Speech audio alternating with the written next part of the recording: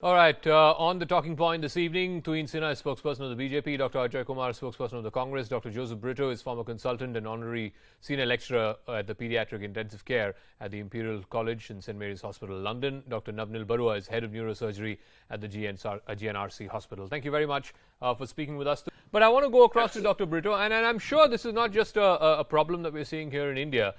We saw this in the US, we saw this in many countries in Europe. After the first wave, people were, there was this pent up sort of frustration that they just wanted to come out and get out of their houses. For many of us, we have young children at home, who've all been cooped up. So to that extent, yes, I agree with Dr. Ajay Kumar, Dr. Brito, that it is human nature to break these shackles. But it can't be at the cost of inviting potentially another wave. Zakka, good evening, and good evening to my panelists. Zakka, social distancing, wearing of a mask, avoiding of super spreader events are important, are very important, but they will not prevent on their own the next surge. The next variant surge is going to be driven because of mutations. We've seen already 4 variants of concern, 7 variants of interest globally. That's 11 variants that are out there today causing disease. And the only way to mitigate the next surge is by vaccination. India remains poorly protected because it's unvaccinated, under-vaccinated. Only 5%, Zakka, of our population today is fully vaccinated. So whilst I laud the focus on preparation for the third wave, on oxygen is not healthcare. The delivery of oxygen is not the delivery of healthcare. Oxygen is at best supportive. It's not curative for COVID lung disease. Yeah. We need, in addition to oxygen, we need drugs, we need ventilators, and we need staff. India's doctor population ratio is 0.68. WHO recommends a minimum of 1. OECD and BRIC countries have 2 and 3 respectively. This is decades of underinvestment in our infrastructure.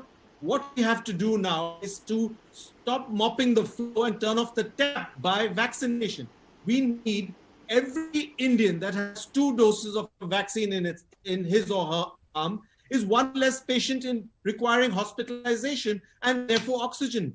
We know, Zakka, that vaccines have broken the link between infection and hospitalization. No, and sure. That's where our focus should be. I agree with you. No, I agree with you. But the only problem is it's in a big country like India, it is not easy to, overnight ramp up. I'm giving the final word to Dr. Brito because I got to wrap up. Dr. Brito, your point is well taken. And nobody on the panel is saying that, vaccination is the key. Absolutely, vaccination is the key. But it will still take time. It will take a good 6 months to get all our people vaccinated. What do we do in the interim is what is the immediate challenge, the pressing one.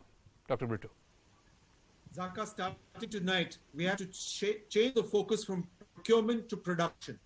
We need to invite at the highest levels of government and industry.